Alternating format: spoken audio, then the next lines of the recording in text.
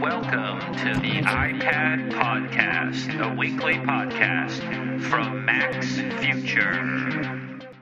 Okay, welcome to the iPad Podcast. This is episode 111. This is Lex, September 26, 2011. And we have a lot of news to talk about, including the new iOS 6 release. And I skipped a couple of weekends doing this, so I apologize. And this is a chit-chat-free podcast all about the iPad, so let's get to it.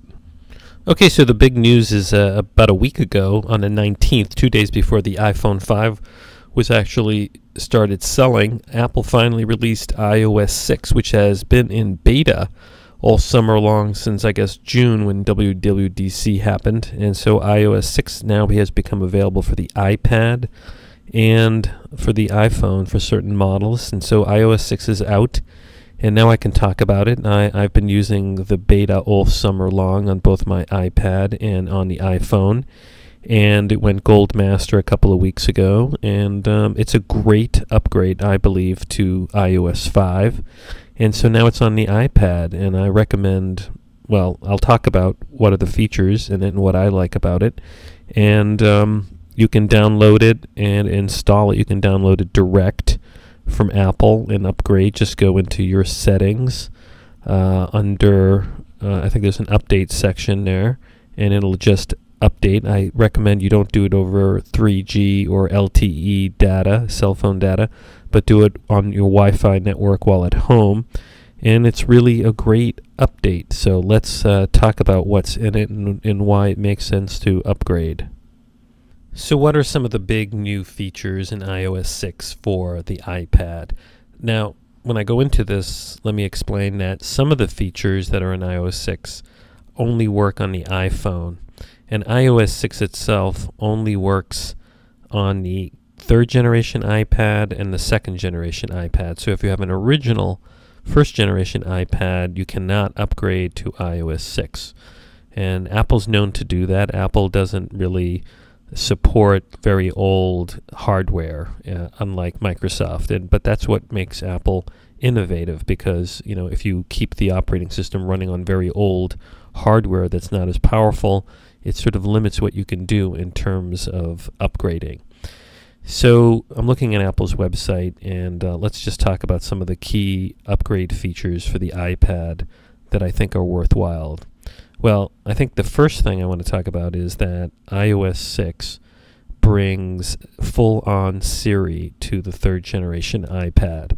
When the third generation iPad was released with iOS 5, it only supported part of the Siri experience. It only supported doing voice dictation of text wherever you could type text.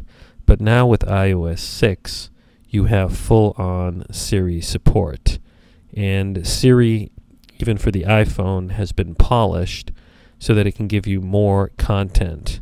So the big thing now is it has sports, movies, dining, and they appear as carts or cards. And so, it's much more interactive, and it seems to work better. And it's nice having it on the iPad, particularly if you've been using Siri on the iPhone 4S and now iPhone 5. It is a treat, and I think Siri is only going to get smarter and smarter. So this is so the major upgrade here is that it's beyond just dictation. Siri's sort of like a smart robot that you talk to. So now, for example, you can get sports scores. You can, these are the examples on Apple's website. You can say, how was the White Sox game last night? And then a nice card will come up that has the score nicely formatted. So Apple sort of made deals with content providers so that it's not like just going to a regular web page. It's giving you specific content. Similarly, if you want a movie and say, what are the movies playing nearby, and it'll show you a nice card with all the movies, and then you can play trailers, and you can actually then go, I think, and order something. Similarly, for restaurants, I think it's partnered with Yelp, And if you say, Siri, where is a nearby restaurant or what's there to eat nearby, a nice card will come up with different places to eat. What else? Well, now there's integration in iOS 6 with Facebook as well as Twitter. In iOS 5, Twitter, you could log in the settings, and then it would make it easier for apps that are Twitter enabled to sort of log into your account. Now you can do that with Facebook, and I'm not a big Facebook fan, so I haven't done that. But now, because of that, you can post directly to Facebook from Siri. You can say, Siri, update my Facebook status, and then you'll say something. What else? Same with Twitter. You can send a tweet now directly from Siri. Like you could say, tweet this Siri. So you can do this from the iPad now. Another major upgrade is you can launch an app from Siri. So let me see if I can give you a little demonstration of how I do it. Okay, so here is Siri, and let me give you an example of some of this. I'm going to go.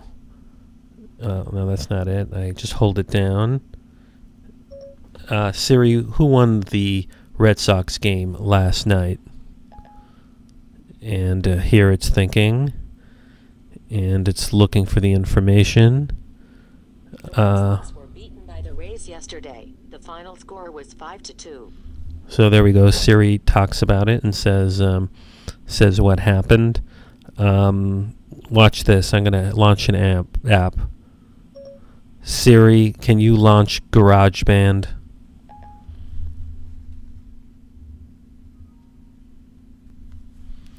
So there we go. GarageBand is coming up. Let me. I don't know why it's not opening, but there we go. GarageBand is launched, but you see, Siri is very powerful. What else I can do? Hold it down. Siri, what is the weather right now?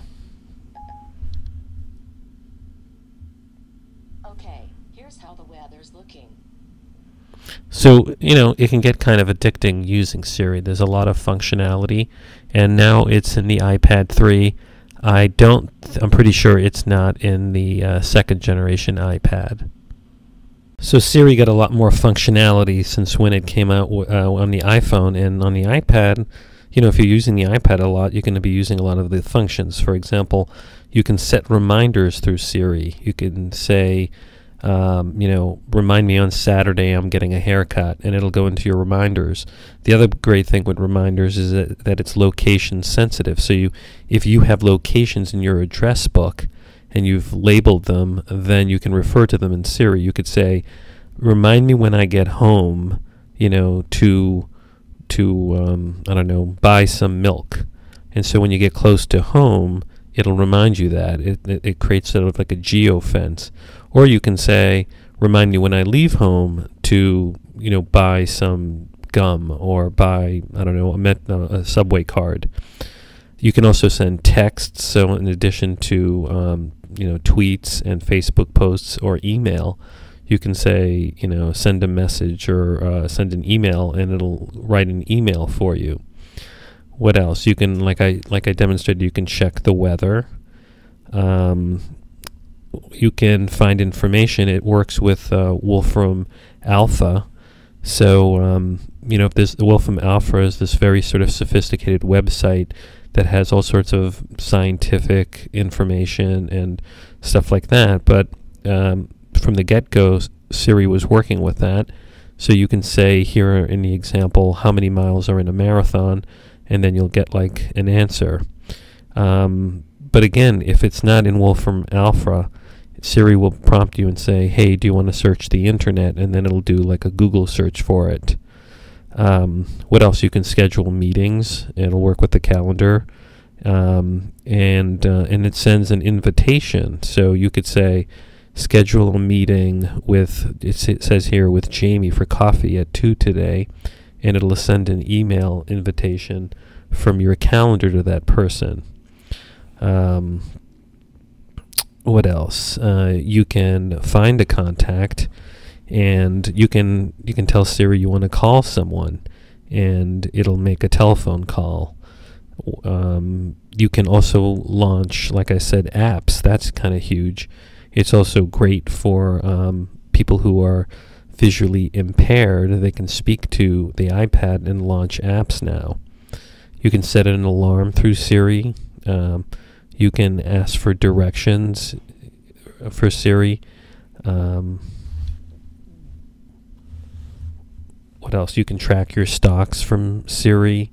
You can set a timer if you're cooking. Say, Siri, set the timer for 34 minutes. You can ask Siri, what can you do? And then Siri tells you like all the functions that it can do. So look, this is only going to get more powerful, and it's great that Siri, the full Siri, is now fully on the iPad. I think that's, if you have an iPad 3, you should definitely upgrade. It's definitely worth it. Okay, so another big feature in iOS 6 for the iPad is, like I mentioned, Facebook integration. So what this means in settings now, you can log into Facebook, and then also you have all sorts of Facebook integration and functionality. The easiest is you can now post directly, let's say from the camera app or your locations from the map app to Facebook, and also links from Safari. There's a share button that goes to Facebook, and high scores from Game Center. So there's a lot of integration, and of course Siri can post directly to Facebook, and also the Notification Center, which is now part of the iPad, is also integrated into Facebook. So you have a lot of Facebook integration. One of the things you got to be careful about is, do you want to have integration with your contacts? Because all of a sudden all your Facebook contacts will be in your contacts on your iPad, and there's a way to shut that off. I think you have to go into Facebook and into your settings there onto your Facebook account and say you don't want that. What else? You can also now like apps from the iTunes App Store, and from iTunes you can like to Facebook your favorite songs or app. So together with the release of iOS 6, they're killing Ping. Remember, Ping was that social network that Apple rolled out as part of iTunes to, sort of follow other people's musical interests. And Apple had a falling out with Facebook. Facebook was supposed to be part of that, and it never worked out. But now it looks like Apple is integrated with both Twitter and Facebook. So this is sort of an alliance Apple has with Twitter and Facebook, sort of at Google's expense, because Apple, as we'll discuss, is getting more distant from Google, which it sees as an enemy because Google released Android. So you're getting more integration between basically Apple and Twitter and Facebook. So that's another reason, if you like those services, to upgrade to iOS 6. Another reason to upgrade is that the Mail application that Apple has on the iPad as well as the iPhone has been improved. So what are the big improvements? Well, the one improvement is there's now a VIP inbox. So you can designate certain contacts as being VIP and just click on that on the sidebar, and then just see, the important VIP emails. The other big thing is now from Mail itself, you can, when you press your button down, anywhere like where you would put text, if you click to the right, you can now access and add your photos and videos. Now before, what you would have to do is go into the photo app and then pick a photo or video and then say you want to email it, or copy it and then paste it into the Mail app. Now you can basically just go into Mail, press your finger down, and like a little window will pop up after you select it to access the photo app, which I think is a big improvement. So if you do a lot of photo and mail emails, that's a reason to do it. So, that's another reason to upgrade, just to have that feature in mail. Another reason to upgrade your iPad 2 or iPad 3 to iOS 6 is that Safari has been improved to have further integration with iCloud. So iCloud is playing a bigger role. A lot of documents are now iCloud enabled. So if you have pages on your iPad and pages on your Mac and running I think you have to run Mountain Lion on your Mac to get iCloud to work, then pages on your iPad is automatically updated if you update the same document on your Mac. And many programs are sort of coordinated through iPad to work on your iOS devices and your Mac, which is really kind of nifty. But there's other cool features, and I think one that I've been playing around with, which I really like, is now that there are iCloud tabs, and this is incredible. So if you have iOS 6 and you're logged into iCloud in your settings, then your Safari browser will have this iCloud button, and you click on it and you get this window that shows what other Safari pages are open on your other iCloud logged in devices. So in this example, they show, hey, here are some web pages that are open on your iPhone. Here are some web pages that are open on your MacBook Air. And it's truly amazing because you could leave something on your Mac, go to work, launch your iPad Safari and go, oh yeah, let me go look at that page that I had open on your Mac. So I find that to be a really great feature in Safari, and it's really cool. Now the other big thing is that the reading list that came with iOS 5 that was in Safari now works offline. So if you've saved something to your reading list and you don't have a data connection on your iPad, you can still read it offline. And now, so it's becoming more and more like Instapaper, that third-party app by Marco Arment, which actually, one of the reasons it became popular for the iPad and the iPhone was that you could read web content offline when you didn't have an internet connection, like let's say if you're on a plane or if you're in the subway. So I think those are like the big features in Safari. And then of course there's the share button has become really more powerful. You can share it to Facebook. You can share to your to your reading list. It says here also when you're posting a photo or video to eBay, Craigslist, or any other site, you can take photos and videos or choose from your camera roll without leaving Safari. So now the browser has access to your camera roll, particularly when you log into your account for things like eBay and Craigslist. I haven't checked this out a lot. I'd be curious to see if I logged into Tumblr with Safari, would I then be able to pick a photo? So, it's a nifty feature. Okay, so here's the thing.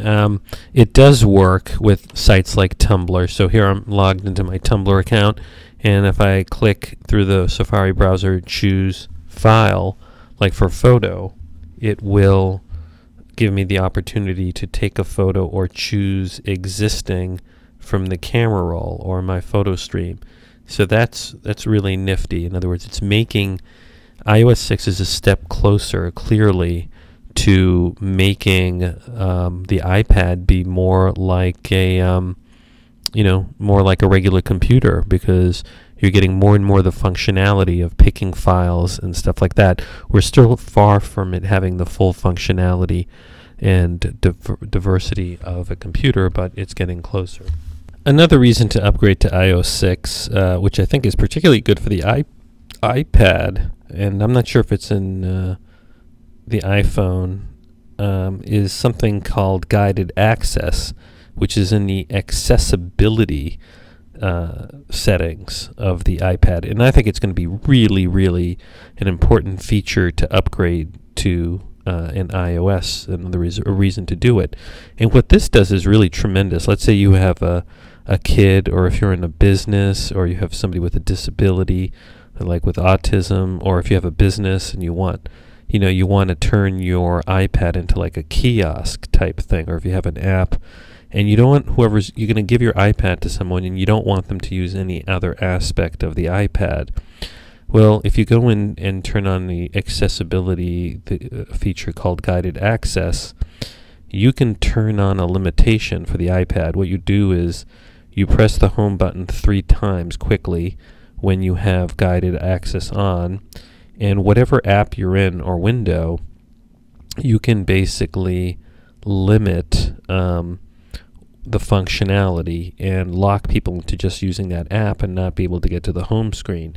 You can set a password so that the only way they can get out of this sort of locked state of a particular app is by putting in the password, but of course you would be the only one knowing the password. And it shuts off the hardware button, so like the home screen button doesn't work. You can leave the touch button on, but let's say you don't want people to be able to change the touch or scroll, and this is probably what they use in the Apple stores. There's a lot of iPads that are embedded in glass that are like sort of display kiosks, and you can shake the leave the shake motion thing on. But anyways, so this is what this is a great feature. So let's say you have a kid and you want them to play with a game, but you don't want them to go in and screw around with anything else you have on the iPad or delete apps. You can put guided access on it and they can play their game, but they can't get out of it. They would have to come to mommy or daddy to get out of it. Similarly, if you have a business app and you want to show a client something and you don't want the client to muck around on your iPad, you can put guided access on. So this is a really handy feature. And there's other things in accessibility like voiceover and screen reading for blind and low vision people, and that's there too, as well as assistive touch and zooming. But I think this guided access really helps a lot of people, and I think it's going to be very useful. I think businesses are going to find clever ways to make iPads displays, but also parents of kids and are going to really enjoy this. So this in itself, I think, is a major reason to upgrade to iOS 6. Okay, another reason to upgrade to iOS 6 in the iPad is additional functionality for the Find My Friends and Find My iPhone Apple apps. They're both like sort of good security apps for finding your phone or your iPad or your computer, and also your friends. And now there's additional functionality. So with Find My Friends now, you can, there's now a lost mode. So you can immediately lock your missing iPhone with a 4-digit passcode and send it a message displaying a contact number. It says here, that way a good Samaritan can call you from your lock screen without accessing the rest of the information on your iPhone. And it says, while in lost mode, your device will keep track of where it's been, report back to you anytime you check in with Find My iPhone app. So, this is an additional way that people can now use to sort of track their missing iPhone or iPad. What else? With Find My Friends, if they accept the tracking that you do in Find My Friends, you can now get location-based alerts. So they give an example here, like if your kids leave school or arrive home, Find My Friends can notify, others about their location so you can stay connected. So this is sort of like a good tracking app now, a geo-tracking app. So if your kid is of the age where you feel you can give him like an iPhone, you can basically track, did he arrive to school at time, or track when he's about to come home, and it's additional functionality, and these are only going to get better, and I think it's pretty cool. Okay, so another major feature in iOS 6, which might be a reason not to upgrade to iOS 6, is that the Maps function has been majorly changed because it's no longer Google, but Apple's own proprietary maps. And since iOS 6 has come out, a lot of people have been complaining about the maps, that it's not as accurate, that there's data missing, and it's not as accurate as Google Maps. However, in terms of what was Google Maps on iOS 5 before, there is a major improvement. There's actually a couple. The big one is that there is turn-by-turn instructions now. So you didn't have turn-by-turn like voice instructions when you were using iOS 5 Google Maps on the iPhone or even the iPad. But now, with iOS 6, the Maps app, which is Apple, has turn-by-turn, and it turns your iPad as well as your iPhone into a great sort of driving, instruction app, navigation app. And look, I've used iOS 6 all summer, and I drove a lot out in the New York area with my family, and it worked well. And I had never really used a turn-by-turn before. Google Maps didn't have it. I tried some free maps before, and I found them too complicated. And this was really easy. Now, there are some people, who are saying, well, Apple Maps doesn't have transit information. But frankly, I never really used Google Maps for transit information. If you're in an area like that has a lot of transit, like New York City, there's scores of transit apps that you can download, many of them which are free, that give you subway schedules, subway maps, all sorts of stuff like that. And so I do think there's a huge, complaint saying that Apple somehow screwed up by not having Google Maps anymore. And I just think it's overblown. I do think that I like these maps better from Apple. There's also this 3D satellite mode, which gives you a sort of a wild 3D look at, someplace like New York City. It's not 100% around the world, but it is cool. Frankly, I'm not sure as a practical matter I need that. You don't have Street View anymore, but I never really use that either. I mainly just use the map to figure out how to get from point A to point B, and the thing that I want is that plus turn-by-turn directions. So people who are saying that, hey, you should go back to Google Maps on the iPad or the iPhone, they're forgetting that Google Maps did not have turn-by-turn instructions on iOS 5. So, I think it's a great upgrade, and I'm not bothered by the possibility that there's inaccurate data in some other more remote part of the world. And frankly, there are a lot of map apps you can download that work offline. The thing with Google Maps is it doesn't work offline. And there are all sorts of maps that you can buy app that work offline, and those are going to be much more useful than Google Maps. So I think Apple had to do this. I think adding turn-by-turn and flyover feature, really is a major upgrade. And I think the people who are crying that they don't have Google Maps, I think they're not being realistic. And the thing is, if you really want Google Maps app, just go to the Google Maps page with your Safari browser and save it as a web app to your iPad, and then you'll have Google Map there. And that won't have turn-by-turn, but you never had turn-by-turn to begin with. So you can have both. You don't just have to have one. Okay, so the other thing I want to talk about is the release of the iPhone, and why is that relevant to the iPad? Well, it's relevant to the iPad because what's in the iPhone 5 could affect what's in the next version of the iPad. And here's the thing. The iPhone 5 was finally sold on Friday last week, and people got it, and I have a copy of it. And I think it's a major upgrade from the iPhone 4S. What's particularly remarkable is that it has a very slim and light body, and it's made of like this beautiful aluminum, and it's longer. But the thing that's going to really affect it in terms of impacting on the iPad or the next version of the iPad is that it has a new chip, an A6 processor that I think Apple customized itself, and it's a dual-core processor. And you know, the A5X processor in the iPad 3 is dual-core, but here's the thing. The benchmarks show that the iPhone 5 processor is blazing fast and blows away not only the iPhone 4S processor, but also the iPad 3 processor, as well as the Android processors, and it's really a tremendous upgrade.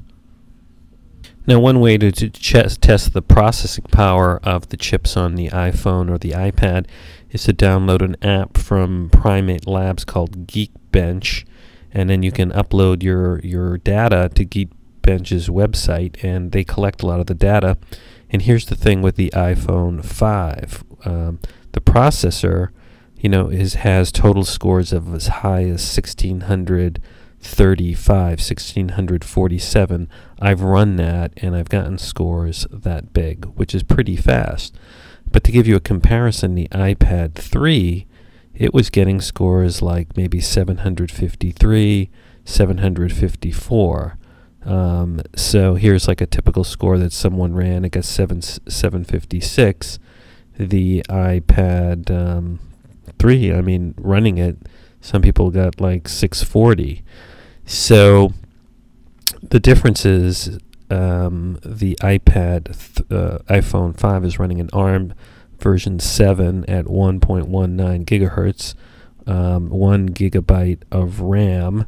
The iPad 3 is running also an ARM v7 processor from ARM, a little lower megahertz at 893 and 2 core and 1 megabyte of RAM. But why the big difference? So Apple did something to customize the chip to make the iPhone 5 chip much more powerful. So all the scores that the iPhone 5 gets for processing power sort of blow away and are more than twice as powerful as the iPad 3. And you notice it. Using the iPhone 5, you notice how much faster it is. And it's still getting good battery life. So all sorts of scores, image compression, for example, it took a single score, let's see, 488 megapixels per second. So you want a shorter, thing, and that's for the iPad. So let's say image compression. Do you want longer? All right. Let's take the integer blowfish. Single score on the iPhone, it's 531. On the iPad, it's 300. In other words, 13.2 megabits per second. And on the iPhone 5, it's 23. So it's doing that much faster. For the blowfish multi-core scaler, you're getting 46.8 megabits per second on the iPhone 5 and only 26. So it's twice as fast. So what that means for the iPad is that the next version of the iPad could have much more powerful processors than the third generation of the iPad. Processors that are blazing fast and that are at least as fast as the iPhone 5 will be twice as fast on the next generation iPad. Now, what's interesting is in the past few cycles, the iPad that has come out in the spring has had the first best processor, and then the iPhone just sort of copies that. But here, Apple seems to have leapfrogged with the processor in the iPhone 5. And the question is, are they going to leapfrog with the next iPad?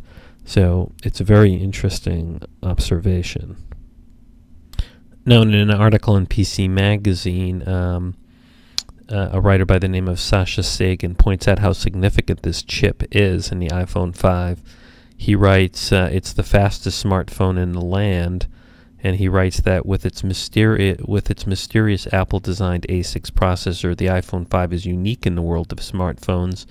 most high-end phones nowadays run on one of two architects, he writes. Architectures: ARM's Cortex-A9, which is used by NVIDIA, Texas Instruments, and others, and Qualcomm's Crate. But he goes on to say the A6 from Apple, as with the website Inhatko discovered, is something completely different, an ARM-compatible system on a chip designed top to bottom by Apple. And, it just goes on to point out how impressive this processor is. So a lot of people don't realize that one of the big breakthroughs with the iPhone 5 is the processor. It's just incredibly fast, and we're probably going to see it in the next iteration of the iPad.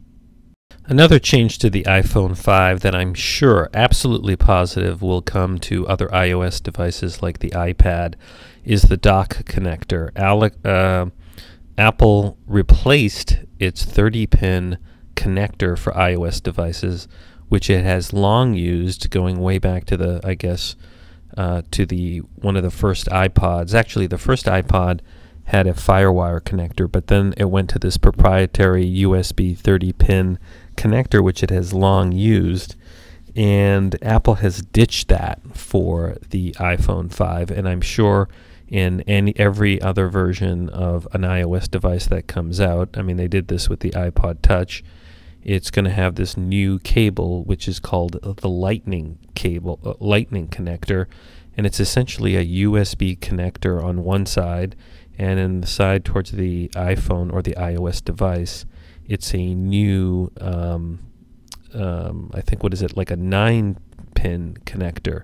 It's actually, it's an old digital 8-signal design, and it's much, much smaller than the USB connector, and I have one in my hands, and it's really, really small. And what's great about it is that you don't have to configure which side is up or down when you plug it into your iPhone, and it's really small, and it connects in there, it stays in there kind of nicely, and I really like it, and I think this is the future of connectors for iOS devices.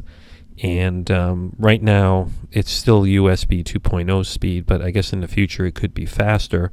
People have pointed out that even if it was USB 3.0, it wouldn't really make a difference, because the read-write data speed on the flash drive that's on the iPhone or the iPad isn't fast enough to take advantage of a USB 3.0 connector, which is much faster, or Thunderbolt.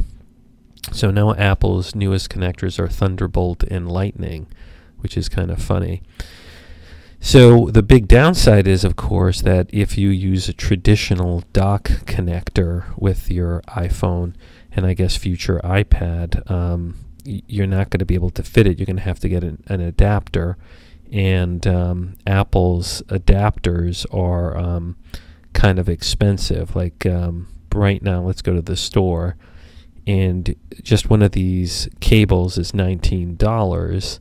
Let's go to iPhone accessories, and here we go. The Lightning to 30-pin adapter is $29, and a Lightning to 30-pin adapter is $39, and the Lightning to USB cable is $19.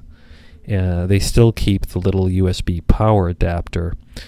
So a lot of people are upset if they have a lot of dock connectors for the iPhone, and I guess for the iPad, people are going to be upset that Apple ditched the traditional 30-pin connector, but this 8 or 9-pin connector, whatever you want to call it, is so much more elegant and small. And frankly, I never liked having that big hole in the bottom of the iPhone. I always thought stuff would get in there, or more likely for, if any water gets in there, it's going to be a problem.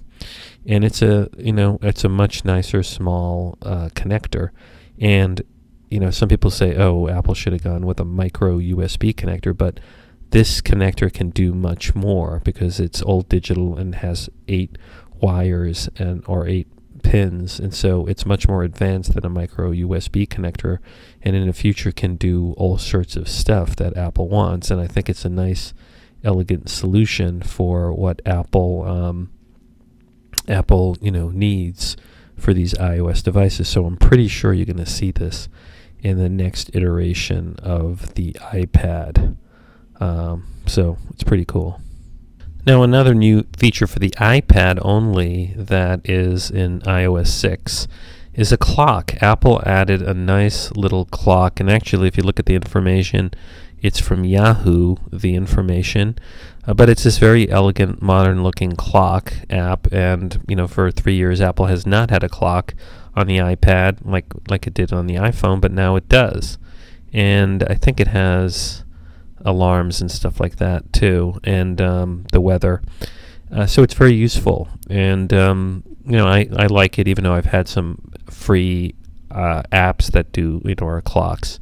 But there's a little controversy here, because it turns out that the design of the clock looks strikingly similar to a classic clock that the Swiss National Railroad Company has, and they claim that the design copies the look of its classic station clocks.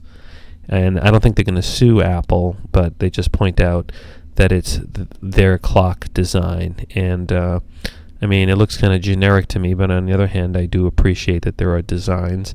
So this is in the WashingtonPost.com. Someone there reported on this, someone named Haley Tsukayama. So it's a cool little app. I'm sure Apple will work out any differences with the Swiss National Railroad, but it's a very nice app.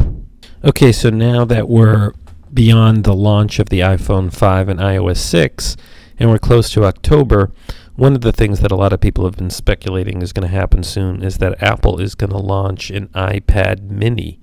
There's been a lot of speculation about that, and Inhatko, a great journalist who I guess writes for one of the big Chicago papers, he has an interesting blog post out called Idle iPad Mini Thought. And he's basically, I guess, speculating that maybe it won't happen in October, this iPad mini event. He says the iPhone 5 event was already overloaded with content. They rolled out the iPhone 5, showed off a completely revamped Nano and Touch, and there was a brand new dock connector that needed explaining. This in addition to the usual parade of data about how successful the Apple stores and everything else are, and 3 songs from the Food Fighters. So he thinks that it's odd that Apple didn't save the iPod Touch and Shuffle and announcement for October, if there was such an event already in place for the iPad mini. So he basically says, I still have no first-hand info about concrete plans to release a smaller iPad, yay or nay. I'm just wondering if this iPad mini on October is as rock solid as many people think. And then he goes on to say, plus, just as a sailor knows the land is just over the horizon when he starts to see birds, I keep looking out for some specific early signs. So he's wondering if we're really going to have an iPad mini launch. Personally, I think we are going to have one for a number of reasons. One, we had the Nexus 7 come out this summer. Google is upping the ante in the small tablet space. Amazon upgraded the Kindle Fire and has come out with various Kindle Fire models. But yesterday there was another event, and let me talk about that. Okay, so yesterday the sort of small tablet wars got upped an ante in terms of conflict, in that Barnes & Noble upgraded its Nook line of tablets, which compete with Amazon. And I do think that this impacts Apple in its iPad strategy. As The Verge reported, the 7, there's a couple of Nooks that were upgraded. There is a 7-inch Nook HD, which is aimed primarily at readers, and there's an HD Plus, which is a 9-inch device intended more for shared home use, according to The Verge. And so basically, I guess it's like 2 models with tablets starting at $199. and apparently these are lighter and like zippier than Amazon's processors or Amazon's tablets. It says here, in addition to high-resolution displays, there's a new dual-core OMAP 4470 processor inside both devices, clocked at 1.3 gigahertz on the HD version and 1.5 gigahertz on the HD Plus version, plus 1 gigabytes of RAM. And both of them claim to have 10 hours of reading on a charge and 9 hours of video. So and this runs Android, and according to The Verge, they're very good. For $199, you get the Nook HD, which gives you 8 gigabytes of storage. For $229, you get 16 gigabytes of storage. And the larger Nook HD costs $269 for 16 gigabytes of storage and $299 for 32 gigabytes of storage. So now you have, I think Barnes & Noble makes decent Nook devices. I think these tablets do compete well with the Kindle Fire and I think with the Nexus 7. So I think Apple is going to enter into the space because clearly there's a demand for these smaller tablets than Apple's. Apple's is what? It's close to 10 inches. It's like 9.8 inches. So this larger Barnes & Noble tablet is creeps up towards the space of a regular iPad.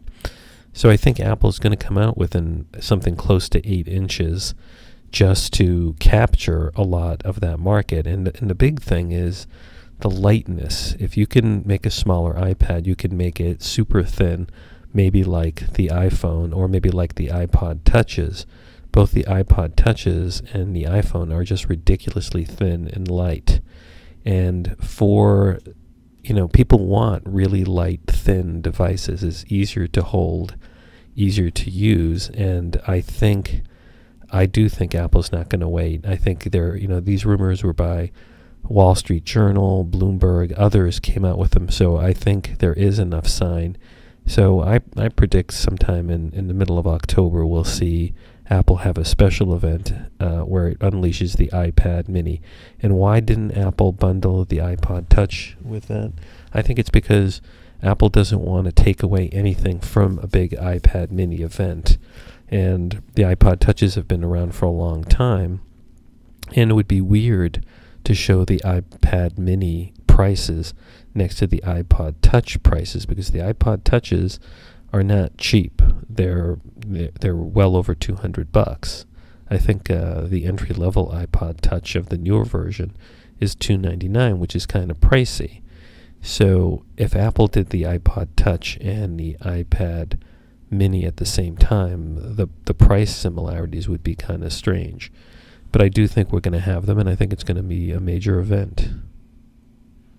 Now, with the release of iOS 6, a number of apps have been upgraded to take advantage of iOS 6, and Twitter released an upgrade to the Twitter app, and it's not getting a very good reception. People say it's really terrible, and they're complaining that Twitter does a poor job with its own apps, and so this now is supposed to provide support to work on the iPad, and people are not happy with it. The reviews are bad. Somebody writes, with the new update, you can't see conversations between mentions you like. Somebody else writes, this is without a doubt the most screwed up app I've ever used on my iPad too. Nothing works. If you create a list, it doesn't work. If you add something to the list, it doesn't work. If you follow online directions on how to make it work, their directions and help pages are so out of date, it's hilarious. It says do this, you can't do that. So it just goes on. And the person's saying that they're deleting it from their iPad and iPhone as worthless. So the Twitter app by Twitter is getting really bad reviews. It's a free app. On the other hand, I'll tell you, the app that I use a lot on the iPad, which is great, is Tweetbot for Twitter. The third-party app made for the iPad, it's $2.99. It got upgraded, and the reviews are very, very positive. of 30 reviews, the average review is 4 stars. Of 1,682 reviews, the average review is 4.5 stars. Somebody writes, "This app is one of the most polished I've ever used for Twitter. It's nice having the timeline sync between the iPhone and iPad." And it goes on and on. So if you're looking for a really good Twitter client, the latest version of Tweetbot has been upgraded for iOS 6, and it's just wonderful, and I really like it, and I highly recommend it. Now, another app that I've been using a lot of recently, which I talked about before, but I want to report on again, is Sunday Ticket by DirecTV. This is released, it's a free app by DirecTV, but the real value is if you sign up for the Sunday Ticket service from DirecTV. Even if you don't have DirecTV, you essentially can get NFL football from all the teams, playing on Sundays throughout the league, except the ones that are playing in your home market. And it's a way to follow teams throughout the league, and it costs like $250 the service for the season. And I've been using it to follow all sorts of football games on Sundays. It's really cool. You can jump around different games. It is a little buggy though, and so I'm a little disappointed in that. Like, even though I have like the latest version, whenever it launches, it says you should get the latest version, and I do have the latest version, so it's a little weird. Then I noticed, like, while I'm watching a game, and I have pretty robust cable internet and Wi-Fi, at some point the audio will get out of sync with the video version of the game. And sometimes, this is weird too, the video gets a little blurry, but when it gets to the commercial, the video is fine. But the bottom line is, I get to watch now a lot of football games that are in other markets that are not on TV in my, in New York. So, if I want to follow all sorts of games on Sundays, I can do so. So it's just I guess at some point I would like to just cut cable television and use an app like this that's over the internet. And anyways, but I talked about this before, and you should just know it's not, it has some bugs. You can watch the game. Sometimes it's blurry. Sometimes the audio is out of sync. Sometimes if the audio is out of sync, I kill the app and relaunch it, and then it gets back in sync. So anyways, and it does work with AirPlay, so you can AirPlay stream it to your TV. So it's very cool. Something else that affects the iPad, which got an upgrade and was reported by MacRumors, is the Apple TV, the second and third generation. They got an update to version 5.1 of the operating system, and it is significant. One thing I neglected to mention about the upgrade of iOS 6 to the iPad, the second generation, third generation, is that it gives you, I think, a very key feature in the photo app, which is photo streams. So Apple implemented with iOS 5, I believe, photo streams, where you could have a photo stream, like you could turn it on, and all your photos that go into the iCloud would just stream to anything else on your account. But with iOS 6, an iPad or iPhone, or I guess even iPhoto on a Mac, can now do something really interesting, which is you can have sort of custom photo streams just for certain people. So the way it works is you could pick, let's say, a photo, and then the share button, actually, let's see, how do you do this? You can go to albums, and let's say, I don't know, let's say camera roll, and you can pick a whole bunch, and then add to new album, test, okay, and then let's see, so I have like this test album, and edit, how do I do this? Oh yeah, share. So I go to share, and, well, I don't know, something's missing here. But you want to turn on, well, in photo sharing, you can share photos to specific people, and if they have iOS 6, or this updated version of the Apple TV, they can get a stream, and you can add photos to the stream, and it'll go to your Apple TV. So that's the big plus. And now also, you can send audio from your Apple TV to AirPlay-enabled speakers. But to me, if you have an iPad with iOS 6, this is really cool, because now you can have, let's say, a relative who has an Apple TV accept invitations for shared photo streams, and then you could just automatically send them photos, and they can make that part of their screensaver, and they don't have to do anything. They're just going to constantly get photo streams. So that Apple TV update, I think, is a key update, and I think photo streams are going to be huge. It's a great way for family members to share specific photos and photo streams with other family members, so check it out. Some of my favorite apps got upgraded and have significant new features. Paper by 53 is one of my favorite drawing apps. I've reviewed it before and had a video up on YouTube. And basically they came out with on September 14th with version 1.10. And what you can do now is there's a lot of new features. You can grab any page or journal with a simple press and hold and use multi-touch gestures to open, close, and swipe for the fastest way to go around. You can duplicate. Now you can press and hold the plus button to make copies of favorite pages and or journals. So you can duplicate sketches, create templates for layouts, wireframes, or storyboards, or create multiple variations of an idea. You have faster ink, so all the inks are now 3 times faster. Drawing is more responsive and precise. You now have edge-to-edge drawing. You can draw to the edge and beyond. So the full screen is the canvas. Before, you were sort of limited to just before the edge.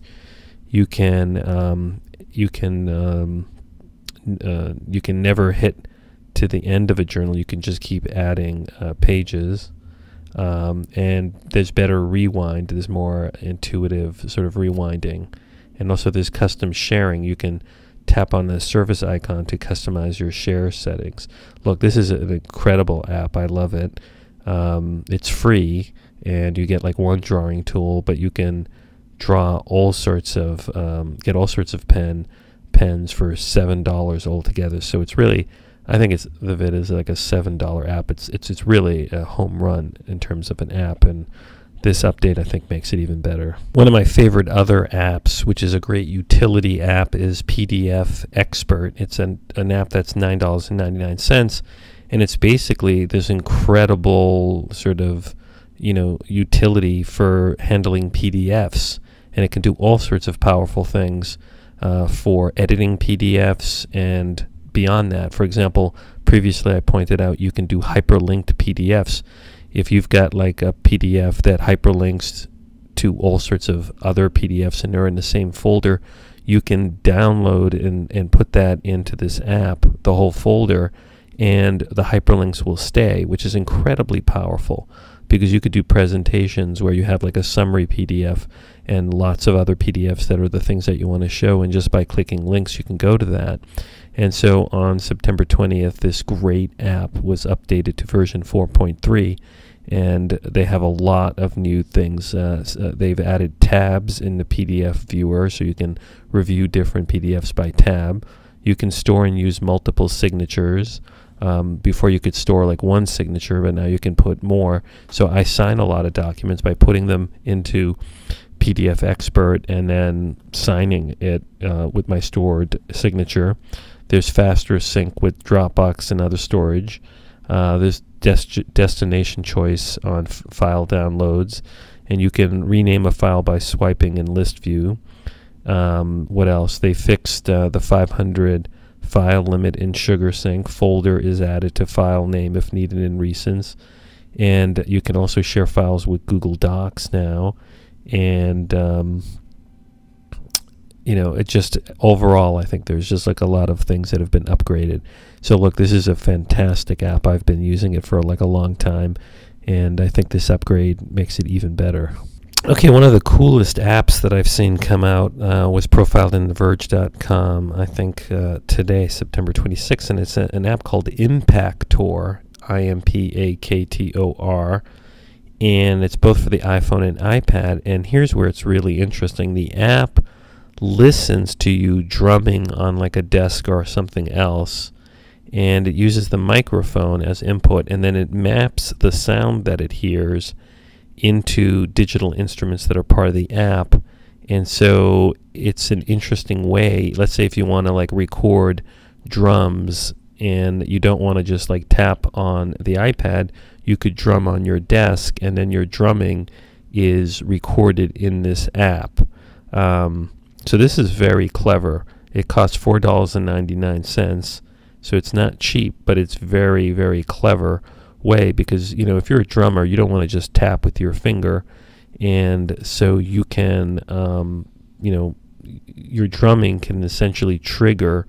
It's like triggering a synthesizer playing different sounds in the app. So it's called iMpaktor. I haven't played around with it, but I think this is the kind of innovation that's very clever when the iPad works with things outside the iPad. It says here, you launch the app and you'll see 6 instruments that you can immediately start playing. This is what the Verge says.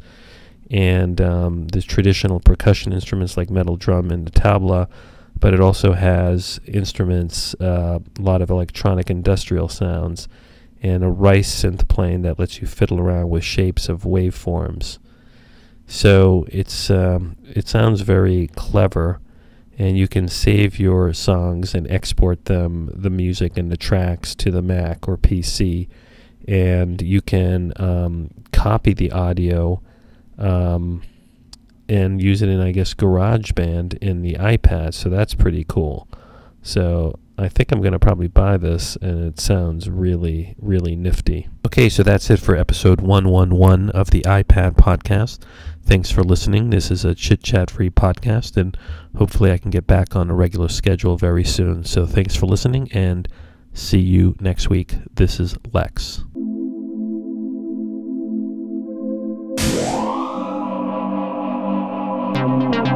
This has been a Max Future production.